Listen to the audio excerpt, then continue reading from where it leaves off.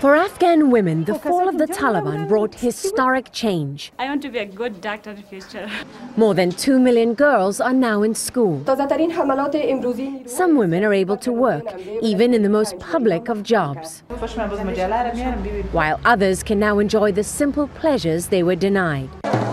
In the cities, a growing number of women cover only their heads instead of their whole bodies. All of this would have been unthinkable under the Taliban. Women couldn't come out of their houses, couldn't move around freely and alone. Dr. Masouda Jalal was jailed by the Taliban for her work helping women and children. She remembers their cruelty, seen by the world in this video of a woman being publicly executed during the height of Taliban power. After their defeat, Dr. Jalal became a symbol of how much had changed for Afghan women.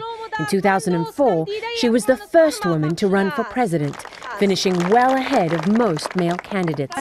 She was appointed Minister of Women's Affairs, then removed, she says, for pushing too aggressively for women's rights. We have provisions protecting women's rights and promoting women's rights within the constitutions, but it's not translated in action. Female prisoners like these in Kabul today seem to have no rights at all. Kamela is just 29 years old. All it took to put her behind bars for 3 years was her husband's word. He accused her of stealing from him. After I was imprisoned, he got married to another woman, she says. I think he wanted to get married, so he put me here. Even more disturbing, violent attacks against women and girls continue today. Here, Atifa Bibi lies in a hospital, her face badly burned. She and a friend were victims of an acid attack late last year as they walked to school. This is Atifa today. Her wounds have healed, but she no longer goes to school. She told us she has nightmares almost every night. It cannot go away. Every minute it is with me, she said. Rates of violence against Afghan women are among the highest in the world.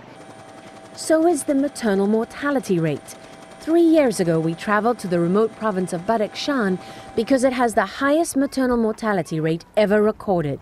That remains true today. 6,500 deaths per 100,000 births, compared to just 13 deaths per 100,000 in the US.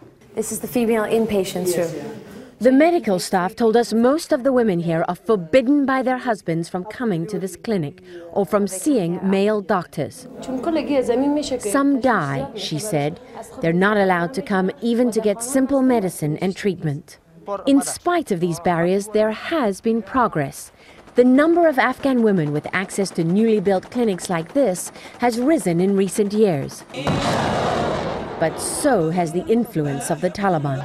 As the fight for control of this country intensifies, the small, fragile gains achieved by women and their most basic human rights are threatened. Lara Logan, CBS News, Washington.